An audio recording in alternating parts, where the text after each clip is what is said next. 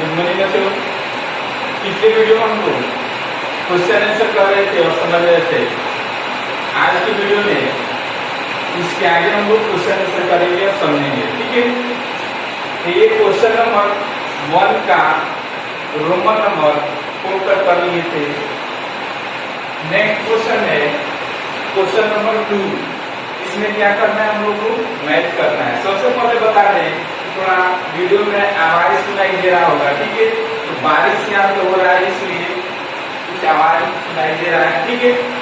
तो देखिए इसमें क्या करना है, मिलान करना है, ठीक है। इसका मिलान जो है किससे होगा, इधर लिखे हैं रेशम, पैराशूट, क्रिस्टलिन, रेशम, पेरिलीन, ठीक है। और इधर इसका मिलान जो है किससे होगा, इसके बारे में हम लोग को मिलान करना है, जानकारी करना है, ठीक है। तो देखिए सबसे पहले आप लोग को बताए थे रेशम जो होता है ये किसके अंतर्गत आता है, किस कंपनी के अंतर्गत आता है।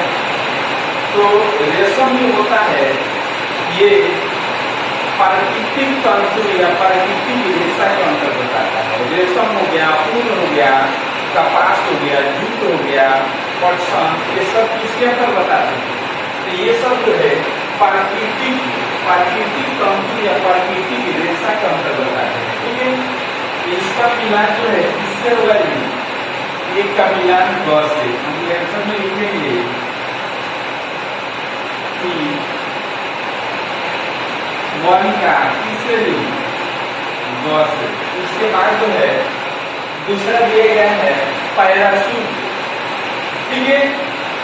पैराशूट जो होता है वो पर्वतारोही जो अपने रस्से में भी क्या चीज का प्रयोग किया जाता है, तो उसमें जो है नाइलॉन रेशे का प्रयोग किया जाता है, या उसी का दूसरा जो है उसी का रूप है क्या चीज, नाइलॉन, ठीक है। पैराशूट बनता है या पर्वतारोही जो पहाड़ पर चढ़ने के लिए जो रेशे बनता है वो क्या चीज को बनता है, तो नाइलॉन या क्या चीज नाइलॉन का बनता है। यह क्या होता है जी, काफी मजबूत होता है, ठीक है। तो दूसरा का मिलान पैराशूट का मिलान जो है किससे होगा, तो घ नंबर से, ठीक है। दूसरा का क्या हो जाएगा,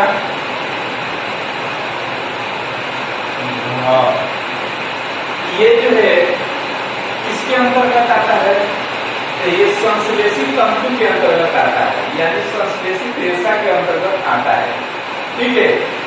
उसके बाद से तीसरा दिया गया है कृत्रिम रेशम, ठीक है।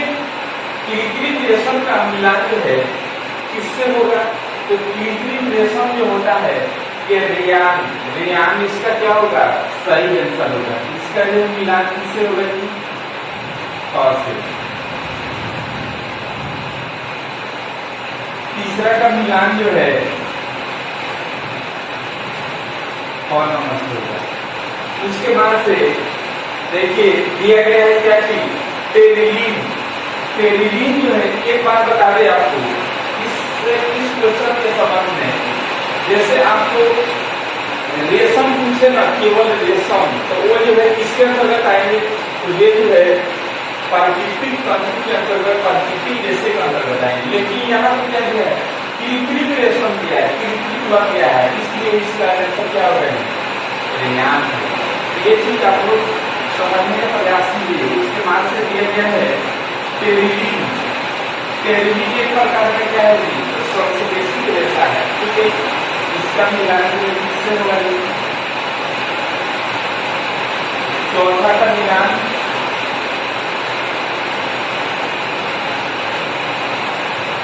से होगा, ठीक है। ये चीज हम लोग जान चुके हैं, समझ चुके हैं। इसके आगे और हम लोग जानने का प्रयास करते हैं। देखिए क्वेश्चन दिया गया है कि कुछ रेशे संश्लेषित क्यों कहलाते हैं, या कुछ रेशे जो होते हैं संश्लेषित क्यों होते हैं, इसका क्या रीजन है, ठीक है। तो इसके बारे में हम लोग क्या करना है, लिखना है, ठीक है। तो हम लोग लिखेंगे कि कुछ रेशे जो है संश्लेषित इसलिए होते हैं कि वे मानव निर्मित होते हैं, ठीक है, या रासायनिक विधियों द्वारा बनाए जाते हैं। ठीक है, तो हम लोग लिखेंगे कि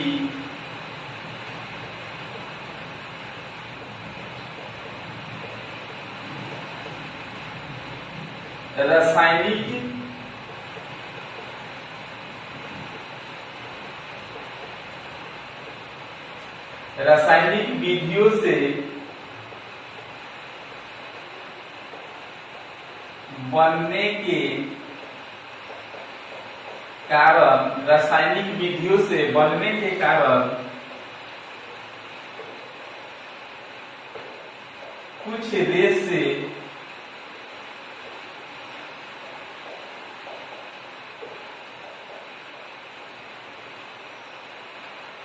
रेशे संश्लेषित कहलाते हैं, कुछ रेशे संश्लेषित कहलाते हैं। यह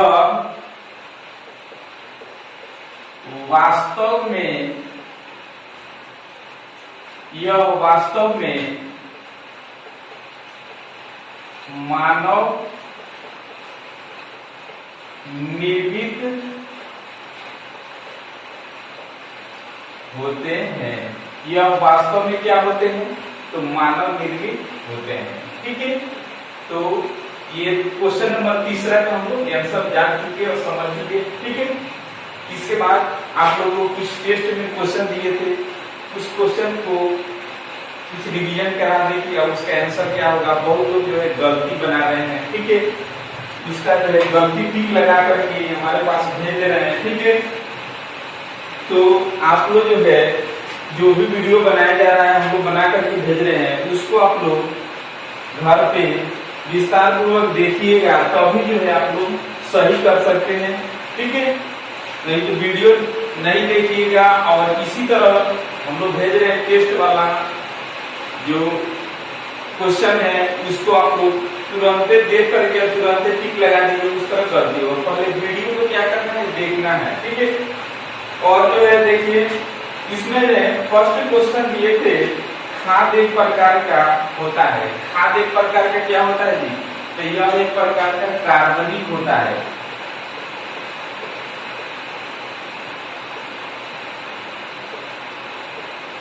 कार्बनिक होता है। ठीक है, लेकिन उर्वरक आपसे पूछा जाए तो आप क्या बोलिएगा? उर्वरक आपसे पूछा जाए तो अकार्बनिक हो जाएगा। ठीक है, इसका आंसर क्या होगा जी? सी नंबर। उसके बाद दूसरा क्वेश्चन दिए थे, खाद किससे बनाया जाता है? देखिए जो खाद होता है वो गोबर से बनाया जाता है। ठीक है, गोबर को क्या कीजिए, इकट्ठा करके और गड्ढे खोद के उसमें रख दीजिए। कुछ दिन के बाद से क्या हो जाएगा जी? वो एकदम काफी उपजाऊ खाद बन जाएगा। ठीक है, और उर्वरक जो होता है वो बड़े बड़े फैक्ट्रियों में बनाया जाता है। उसमें जो है रासायनिक केमिकल मिलाया जाता है, जैसे नाइट्रोजन, पोटेशियम। ठीक है, ये सब जो है फास्फोरस, ये सब रासायनिक केमिकल मिला करके उसको क्या किया जाता है?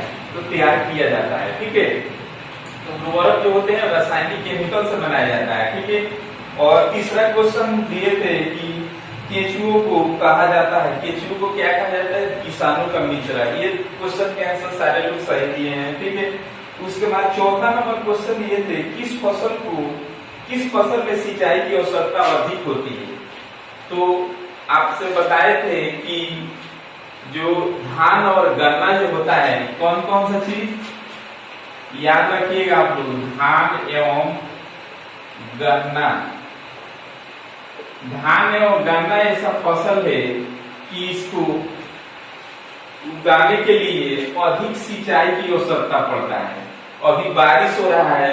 ठीक है, तो इससे भी आप लोग कुछ समझने का प्रयास कीजिएगा तो समझ में आएगा। देखिए जब बारिश हो रहा है तो इसी समय क्या बोया जाता है जी? धान इसी समय बोया जाता है। क्यों? क्योंकि बारिश इसका अत्यधिक, मतलब धान की फसल को बारिश अत्यधिक चाहिए। ठीक है, यानी पानी अत्यधिक चाहिए। ठीक है, इसलिए क्या होता है, धान और गन्ना की फसल का उत्पादन करने के लिए अधिक सिंचाई की आवश्यकता पड़ता है। अब बाकी और भी कोई फसल है ना, इतना सिंचाई की आवश्यकता नहीं पड़ता। ठीक है, तो आप तो समझ गए होंगे। उसके बाद से 5वां नंबर क्वेश्चन ये थे, रेयान किस प्रकार के रेशे का उदाहरण है? तो रेयान जो है संश्लेषित रेशे का क्या है जी? उदाहरण है। ठीक है। और एक बात बता दें आप लोग को,